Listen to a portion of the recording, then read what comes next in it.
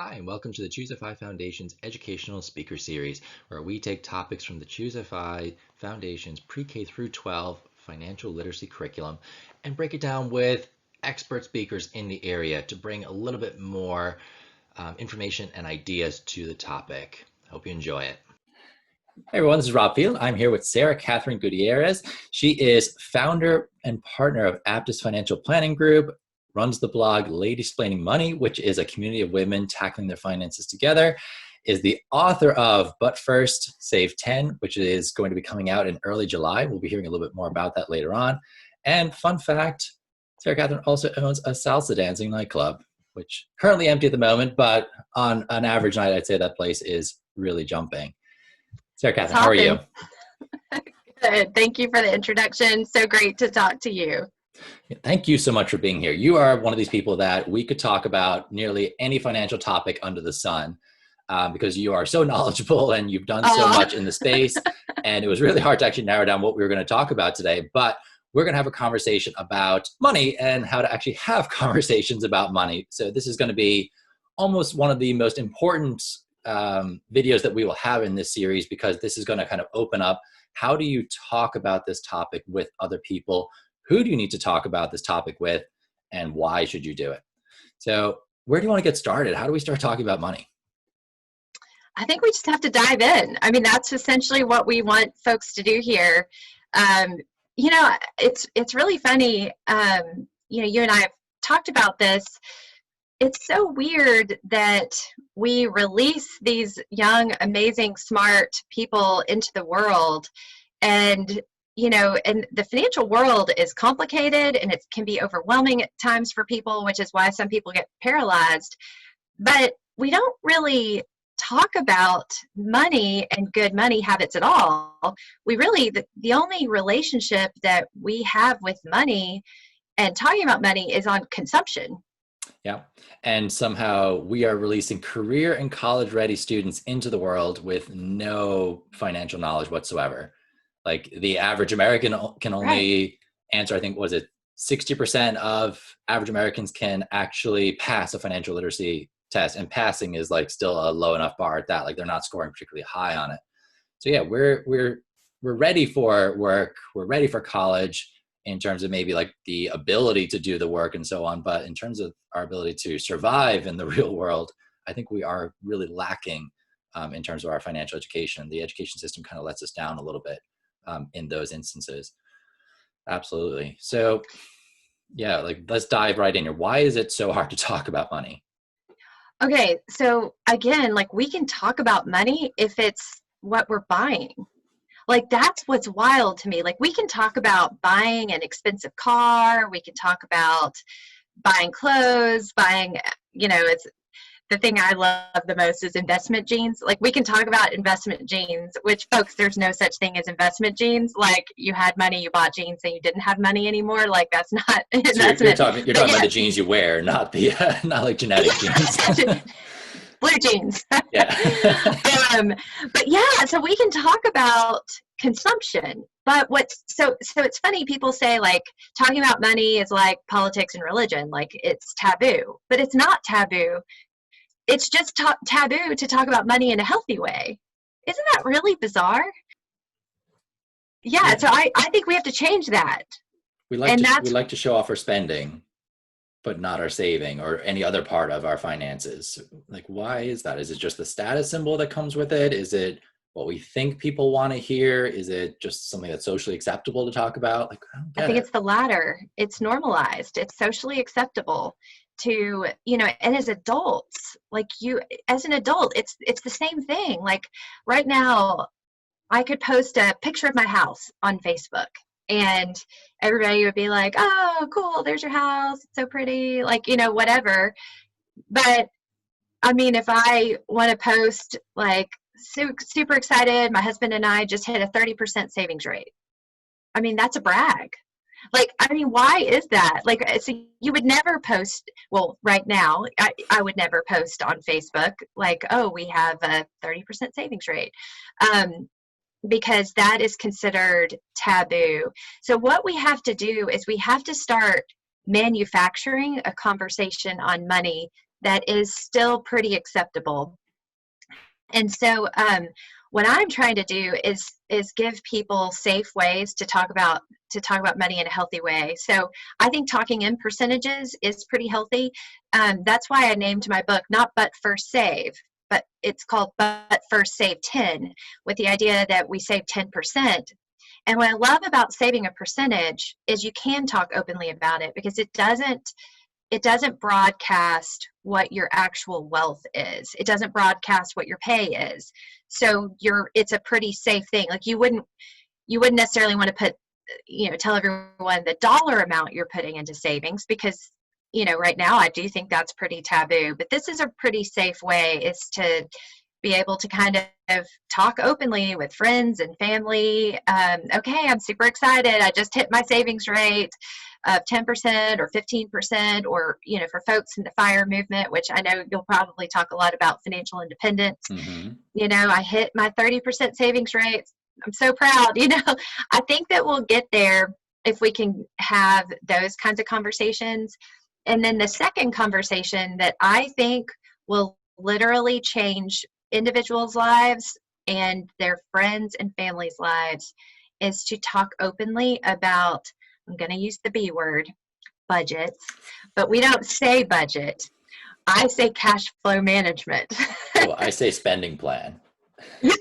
Plan, there we go. So, budget is this terrible word that is laden with feelings of deprivation. So when I say cash flow management, I think of myself as the CEO of all my dollars. And when I talk about it in those terms with friends and family, it's a relief. So for instance, here's an example. Let's say I'm with a group of friends and we're going to have a dinner club night, and we're going to meet on a Tuesday. If my cash flow management is showing to be a little bit tough on the money at the moment, then what I can say is, hey y'all, my budget's a little short this month or this week. Can we eat in? I have a savings goal right now. I'm trying to save up for this new outfit, or where my husband and I want to go on a trip and we're really trying to buckle down for a few months.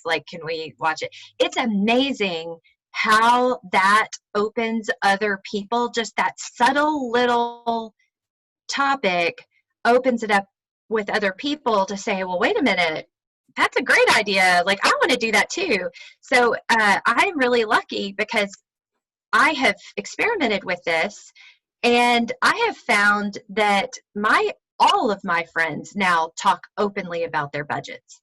Everyone. That's awesome. But I think about when I was in high school, or even now as an adult, the idea of sometimes just almost like you said, it was so simple. It's like, oh, you know what, guys, it's not in the budget.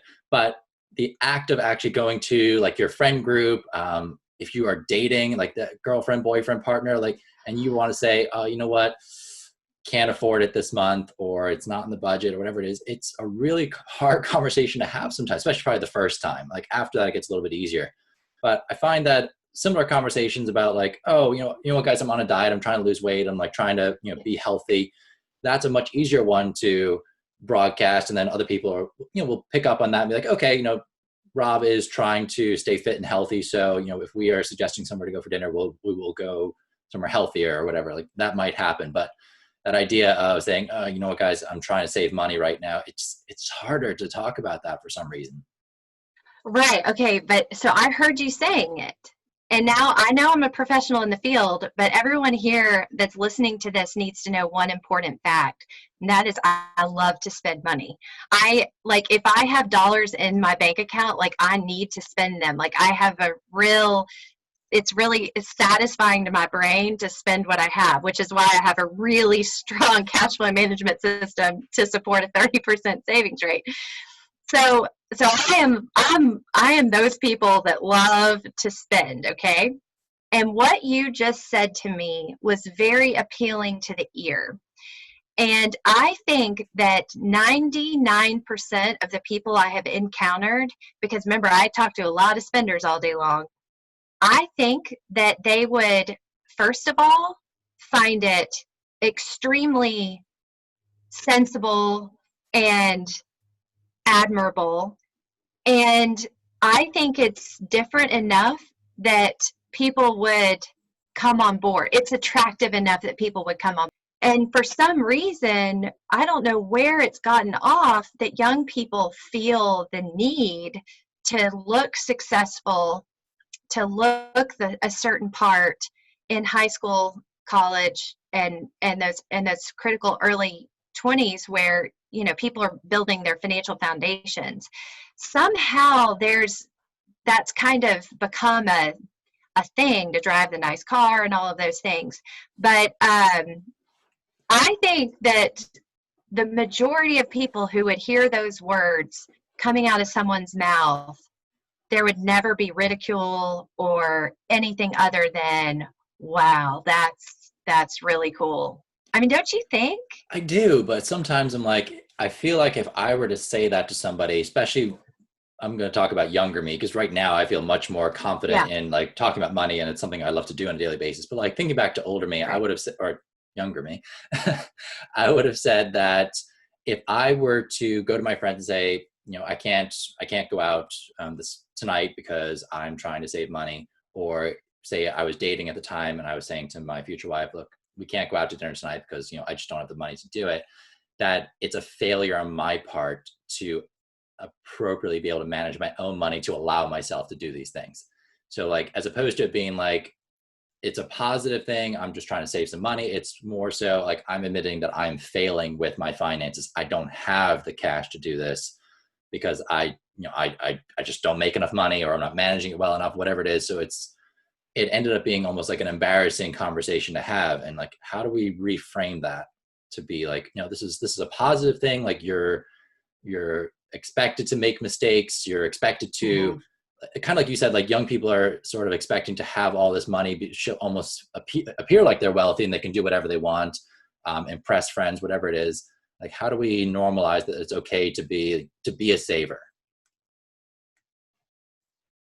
It's a hard one. It is a hard one, and maybe it is in the reframing of the conversation, because maybe you're right. Maybe if you just said, hey, y'all, I don't have any money, then there's the assumption that you're irresponsible with it, or, you know, you just spend it all and now you've run out of money. I think that reframing it in the goal setting that is so important with managing our money. Like, we need goals to keep us motivated.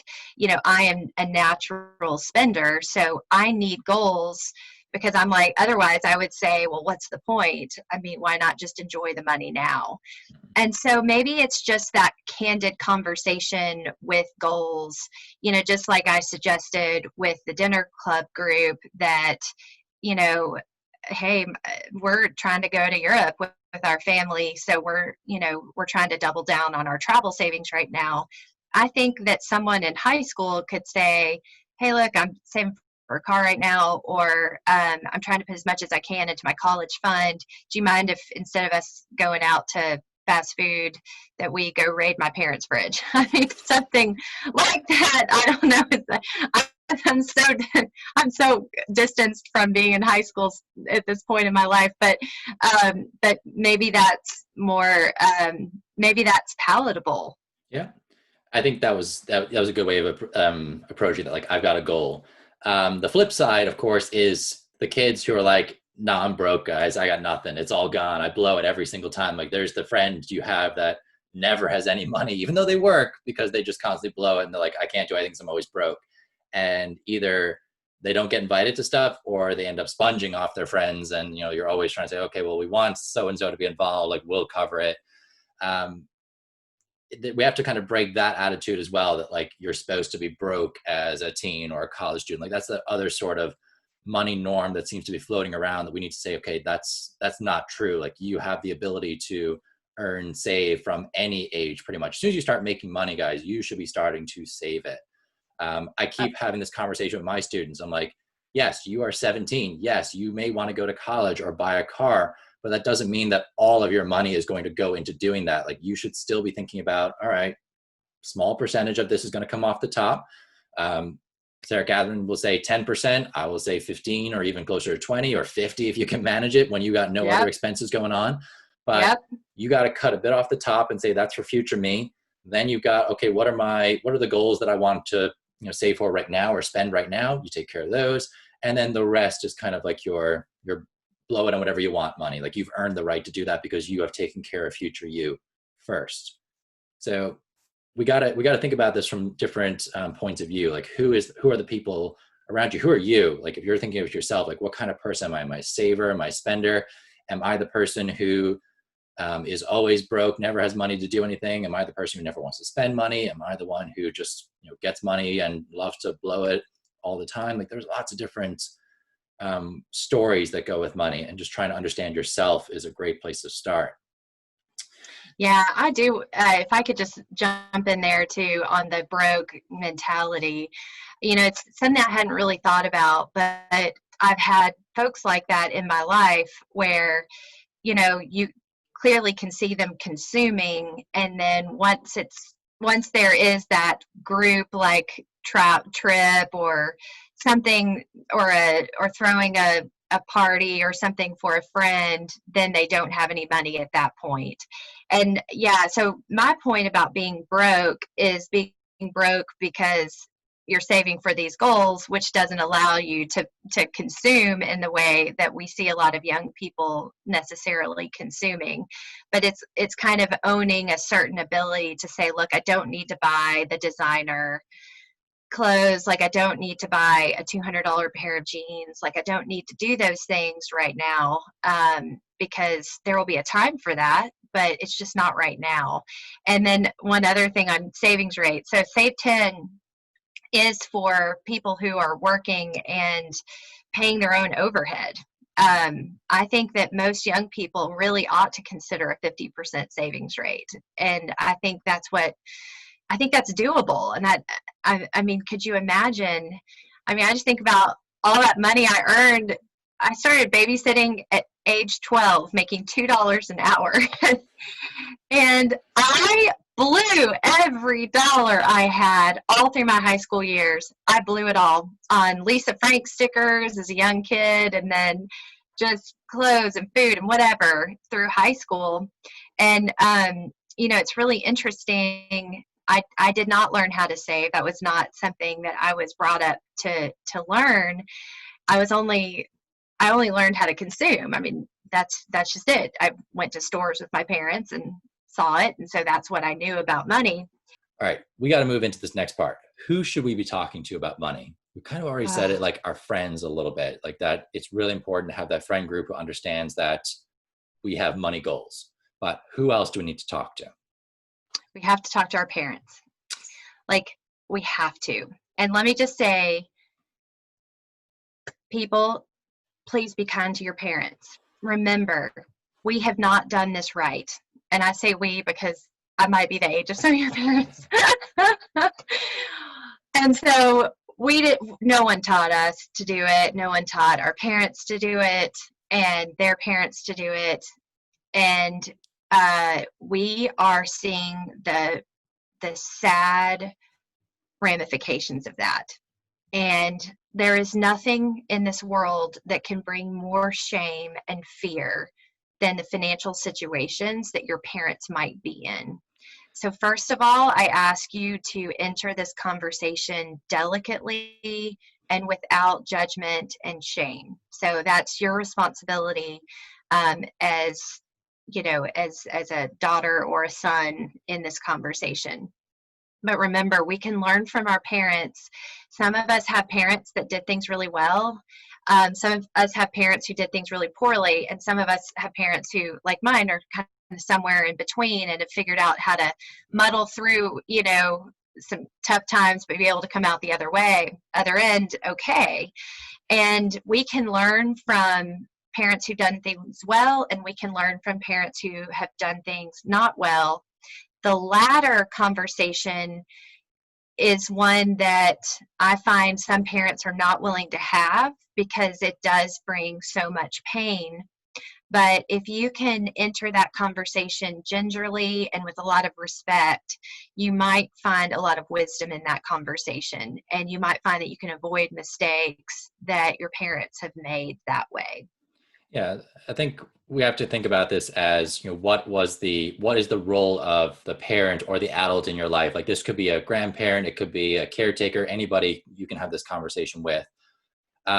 When I think of like my son growing up, like my job is going to be to provide for him, to make sure that he has shelter, food, an education, is, happy, cared for, and so on. And at some point he will get to the age where this dynamic is going to shift as he gets a little bit older.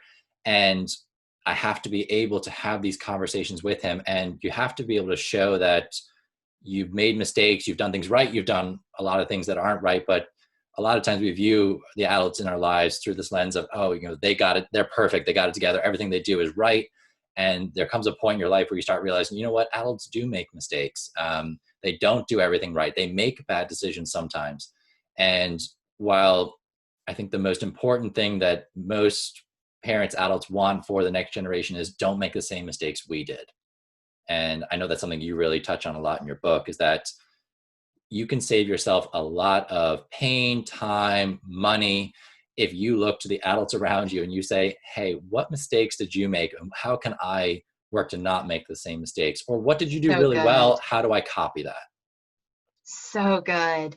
Yeah, I really believe that financial mistakes do not have to be a rite of passage. And I think it's always been the case that you assume that every young person is going to experience getting a credit card in the college mailbox and blow it on 10 grand worth of stuff and then spend the next 3 or 4 years in pain and misery paying it off. I mean, and that's getting out easy. I mean, I think if you add in 120,000 in student loans for an undergraduate education, you start adding in some things like we're not talking about a few years after college, we're talking about a couple decades trying to bail out of an 18-year-old decision. So young people can now make decisions that will have lifetime repercussions, and that is unconscionable. I don't know why we have allowed a financial system that does that, but I think that it is the responsibility of high schools, until the adults in the room can figure out how to, provide a better environment to prevent these mistakes. I do think it's the responsibility of high school students to ask these questions and have these conversations and know what they're getting into, but both good and bad, like understand student loans, understand credit cards, but also understand saving and the power of saving. One of the things that I wish that parents would be able to articulate is, even parents who are really frugal and good with their money, I wish parents could not just talk about it from a moral standpoint, because of course, like I guess you could have a moral high ground from being a saver. That's not an argument that resonates with me as a spender. What resonates with me that I didn't understand until I became a saver is the power that comes from money. The power to live a life that you get to decide everything in your life. A lot of your parents might be going to work every day and wish they weren't going into work every day. They might wish they were doing something different, but it might pay less. And because they can't miss one mortgage payment, they've got to keep going into work on that thing that they don't like. My We husband call these the golden handcuffs, by the way, guys. Golden handcuffs. Like, so people that don't necessarily vibe with this idea of we're saving for the sake of saving, like there's another reason you save, and it might be because you don't know it right now, but you might find that once you have a pile of cash, like you can go do some pretty bold things in life that you wouldn't have done otherwise. Yeah. And that is financial independence right there, guys. It is the ability to be independent of needing your source of income. So like needing your job, needing to go to work each day. So that golden handcuffs idea is the fact that you cannot leave your job for the salary or the benefits or whatever it is. There is a reason that you have to keep going into work every day other than the fact that you want to. And trying to get out of that situation is a lot of people's goals when it comes to saving, investing, and building for financial independence.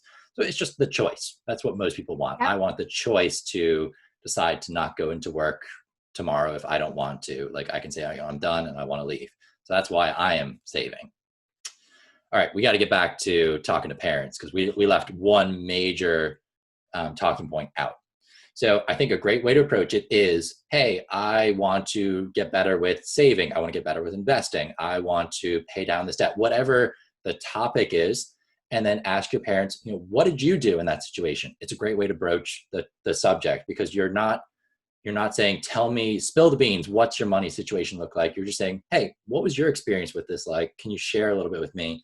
And that kind of opens that conversation up a little bit. Now, the harder conversation to have is when it comes to things like retirement. And we've talked a little bit about retirement in this video series. I know it's a long way away, guys, in your head, but it doesn't have to be.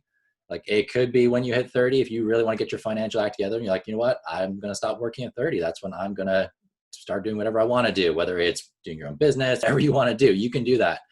But we have to figure out now what are our parents doing? Because if your parents are not in a good financial position, they haven't taken care of themselves, and they're getting close to that retirement age where their bodies are not going to be able to let them work as much as they used to, or in the same job they were doing, and they're going to have to start living off of their savings.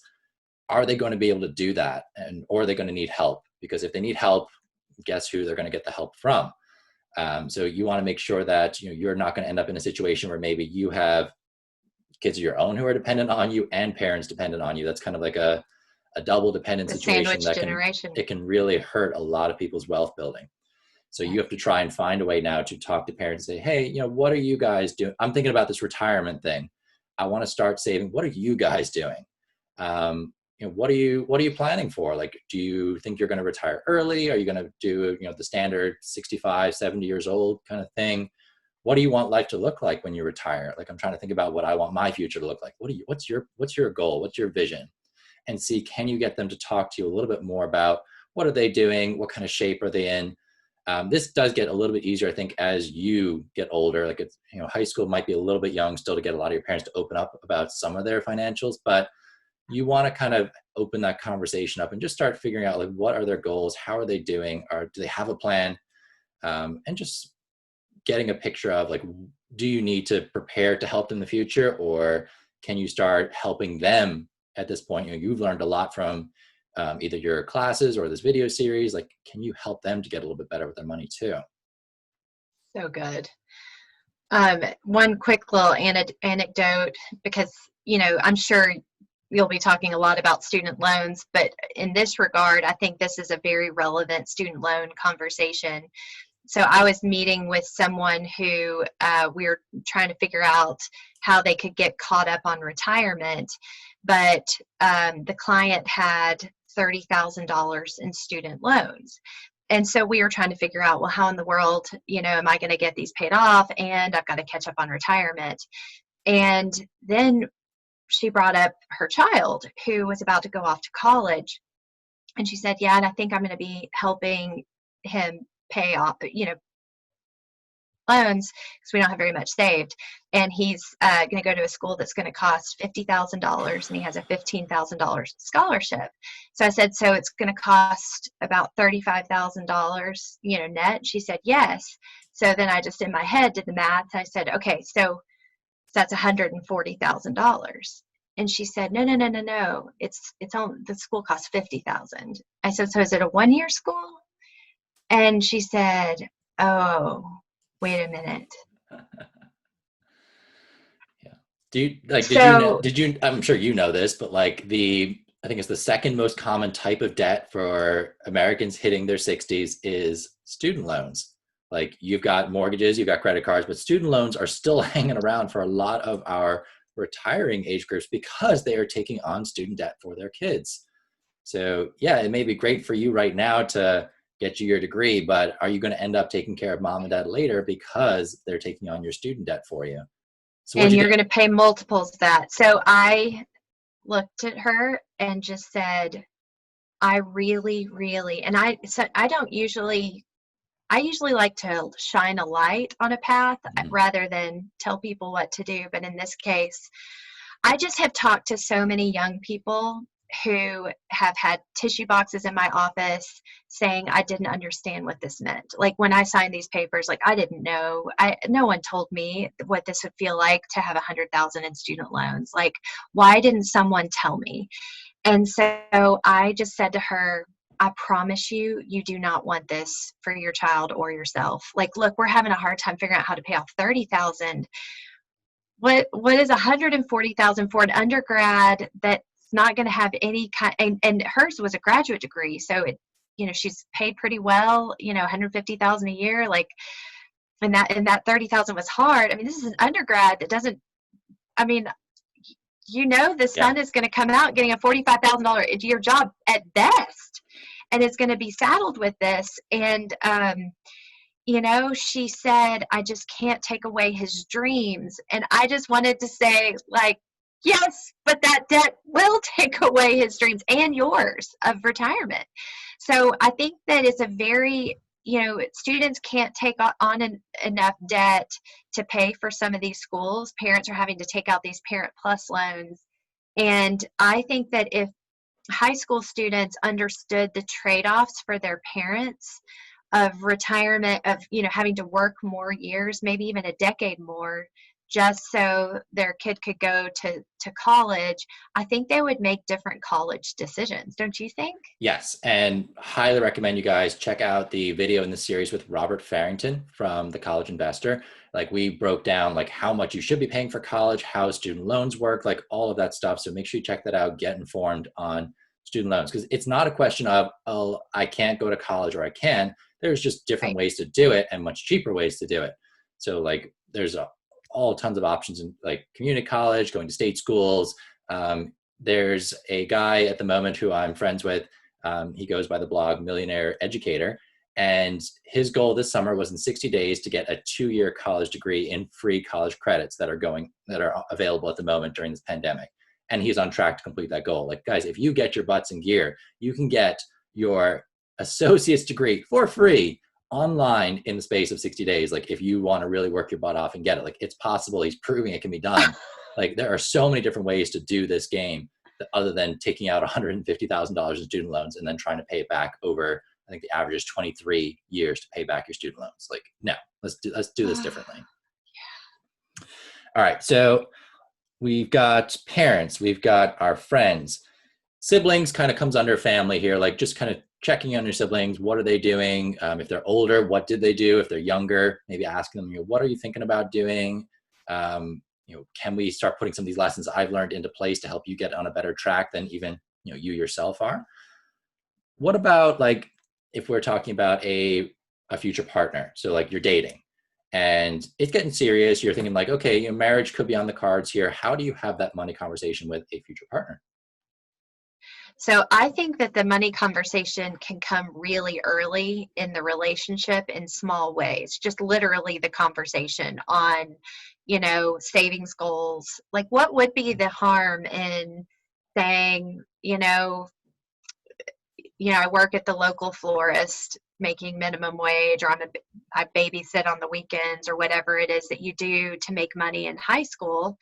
What would be the harm in, if you're dating someone, to share your financial goals of saving for your next car, saving just into a pile of cash? Like we talked about, this pile of cash, maybe you don't know what it's for in high school, but it's for something big.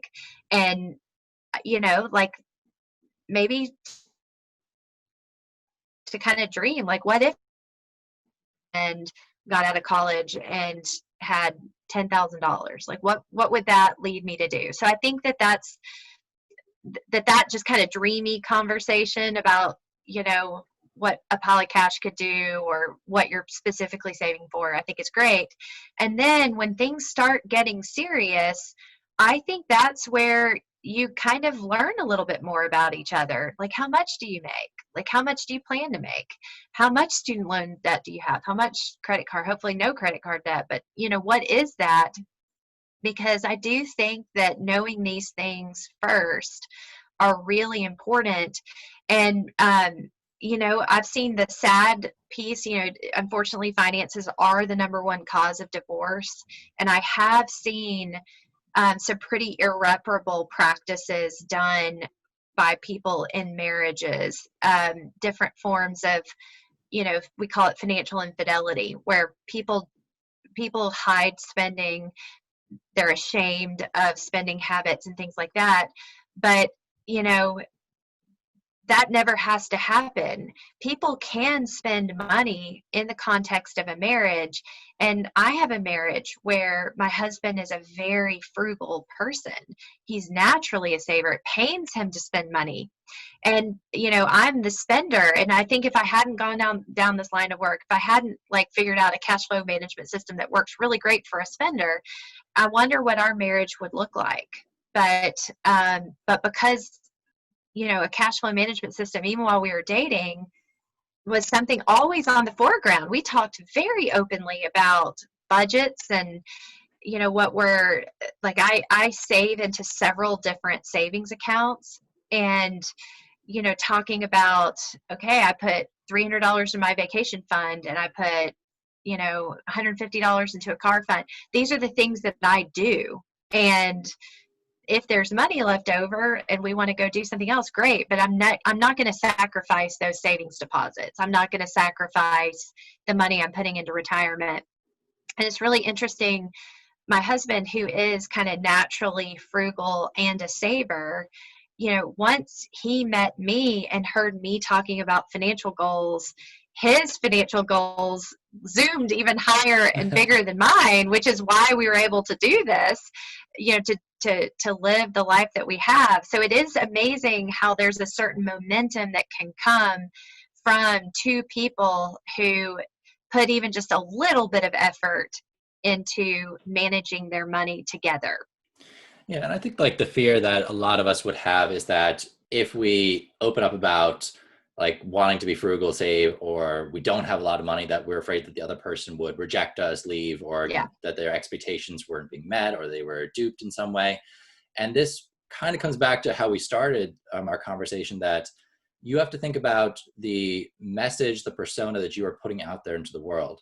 So like if you are dressing yourself up in the latest designer things, you're driving a brand new car out there, maybe fully financed, but you've got a brand new car.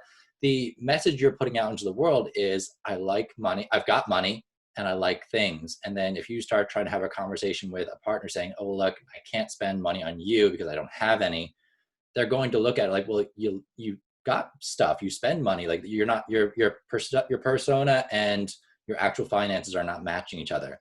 And a lot of people are guilty of this on social media as well. Like you said, we post consumeristic things, we post the things we buy, and we make it look like we got all this money, we got it together, we're able to throw cash down, but in reality, we're not. So I would say attract the people to you that are like you. So if you are very like transparent and open about the kind of person you are, like on my social media now, if you look through it compared to what it was 10 years ago, you'll see now that you can tell I am into finance, I'm into saving, I'm into entrepreneurship, and I start attracting people who are into the same kind of things. So it doesn't become an issue. Whereas if Right. you're projecting one type of personality, but you're really something else, you're going to start attracting people that don't match up with you. So, and same thing, vice versa. Like look at the people you are looking to date and say, okay, do they look like they're going to match up with my ideals, my values, or is there going to be problems down the road? Yeah, let me just say, like, you know, I do think there are more people that can be easily persuaded to being on board with what you're doing and Mm-hmm. changing their lives. So in my book, I talk a lot to women about having this open conversation, because just that one conversation, because I think it resonates with so much truth to people in a way that consumer spending doesn't. I think consumer spending actually does make people uncomfortable at the core. I think that this conversation is just so rare that it's amazing. If you have it, you might find that just the smallest even hint of it can bring people to your end. You might want to have with your partner just a pretty candid conversation about your financial goals, and you might find that your partner is pretty open to it. And so I think that's where we can open the conversation. And if someone is really, really unwilling to have it, which is probably more rare, then I think it's an important thing for us to think about. and and back away from. Because let me just say, like, I have seen it is a painful path to be on one with someone who is a committed spender Mhm. and really unopen to talking about saving. There are people out there who really won't listen. I do find that's rarer than people realize. As an adult who's a financial planner, I find that sitting down and having one candid conversation with someone, rarely will you find someone who is committed to a path of financial destruction. Once people can have a truthful conversation, maybe they can't reverse things right away, or maybe they are so entrenched that they feel so down, like with credit card debt and student loan debt, they do kind of can give up. But most people wouldn't disagree with these core concepts. So I do challenge you as a high school student, be brave on this, and you'll find that people will take your lead. I just think we just need those few people willing to walk down that path and say, hey, I'm going to talk about money in a pretty responsible way here. I mean, it's amazing how people will do it. So we started this movement called Save 10 for young people, and especially young women, but it's really open to everyone to commit openly to saving 10. So we have social media badges where you say, like, I'm a saver, I'm a Save 10 saver, and you get an identifying number that's your position in this group. But more importantly, we started a Save 10 Facebook group for young people, young women, because women are less likely to have a conversation on money than men, to be able to manufacture a conversation in a safe place on money. And I have had so many women say to me, it was just the conversation that got them on the path to financial independence. Like, just hearing people talk about money at all was all they needed to read a little bit more, to look at their retirement account and realize that they were under saving, and then change it and realize that wasn't bad. So then they started the emergency fund, and that wasn't bad. It's funny. It's just the conversation that can sometimes be the spark for not only yourself, but even your whole friend group, the people you're around. So yeah, you might find more allies are created just by you starting the conversation. Yeah, a lot of us fear that we're the only ones. We're the only ones with this problem. We're the only ones who are feeling this way. And as soon as someone or you just kind of voices that, you have that question, you don't know what you're doing, you need help, or you found this article or whatever it is, you'll find that other people will jump in with you and be like, yeah, me too, me too, me too. And then that idea of forming a community or tribe of people who are working together towards the same goal, like, you find life so much easier when the people around you are supporting you and even working towards the same thing you are. So look for those people will be one of my best pieces of advice for you.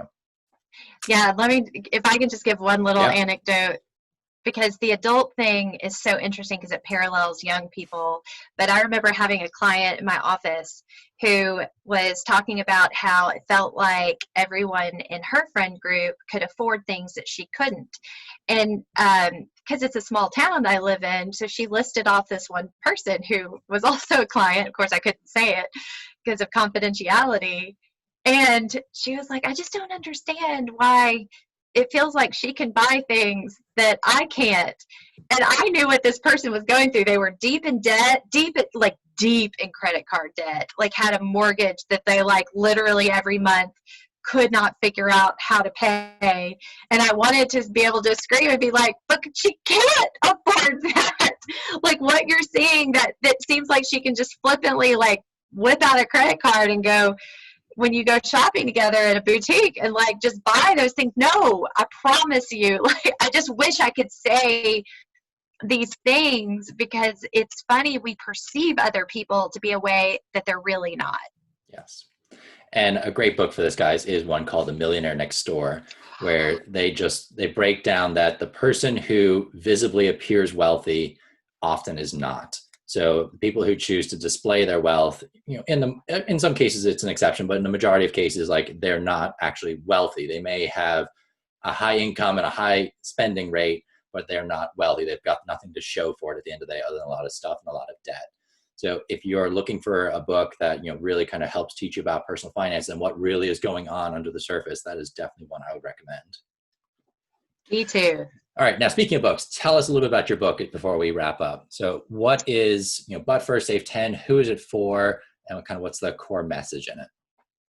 So this is for, it's especially written for young women. I think men could read it too, but women lag in saving. We lag in a lot of measures of financial literacy, which is why I wrote it specifically for women. But it's written for young women coming out of high school and college, or starting their first job, starting their first career. And it's the simple message of save first and spend later. So it literally lays out a pay yourself first system. Save 10 is this notion that if you save 10% starting in your 20s for retirement, you will retire on time at 65. The math really supports it. Now, we talked about how, I'm a 30% saver. For people who want to do more dream saving, I'm hoping that this book is literally just a gateway drug. That just once people see how amazing it feels to start saving, that they're going to just get sucked into this amazing world of financial independence. But this is the book that it's just the baseline. Like, if you just do this, this, and this, you're good. You're golden. You're not going to be like these people who are 65 right now, especially women, because women are being hit hardest by the retirement crisis in every way possible. We make less money. We step out of the workforce as caregivers for parents and kids. We live longer, so it's a lot harder for our money, for us to stop working, because we don't think our money will last. I mean, for every one of those reasons, women should actually be saving more than our male counterparts, but we don't. We save less. So this is just the baseline of stuff that I think women should be doing. Yeah. And guys, I think we will remember 2020 as a year where a lot of, different inequalities, biases, things that were in our society that have remained hidden for a long time are going to come out. As a male who has read this book, I think it is something that every guy should read as well. Oh, wow. It does help educate you more as to how the world works. And everyone has got some female in their life, whether it's your mom, your sister, your partner, whatever it is. And being more educated about these things can only help you do better with your own finances, your family's finances, the community. Like, you can do a lot of work by helping to understand how the world works. That's a great, incredible point. And I think that you're right. We are in an unprecedented time right now with this pandemic. We're at an 11% savings rate. We haven't seen this rate for a long time. I think that people are more willing and open to looking at the need to save. I think that with a lot of issues that are happening right now, I'm looking at a lot of these protests, I think we have to also look at, mortgage redlining. I think we have to look at a lot of injustices in the financial system, and it's time to fix them. I think 2020 is the year to do that. All right. Sarah, Catherine, thank you so much for joining us today. Where can people find you if they want to learn more about your content? Obviously, they have your book. Where can they find that? So tell us a little bit more. Okay, so the book, the website is not live yet, but when the book goes live in July, it'll be at butfirstsave10.com. I hope anybody who, especially, women who have heard this, who say, you know what, it's time, I want to learn more about money, go to our private Facebook group. It's called Save 10. So save, no space, just Save 10. Anybody willing, male or female, to make a lifetime commitment to save 10% plus for retirement, go to the Save 10, save10challenge.com and get your Save 10 badge. Like, you can start right now in high school, make this commitment, and that no matter what you make, you're going to save 10% for retirement or more. And then I would love for anybody to follow me and my blogging and speaking at ladysplainingmoney.com. I'm also at Instagram at ladysplainingmoney, Twitter at ladysplainingm, Instagram ladysplaining.money. So love to connect with you in any way that you would like to talk about money. And I will have all of those links in the notes on this YouTube video, just in case you missed any of those. All right. Sarah, Catherine, thank you so much for joining us today. Thank you so much, Rob, for having me.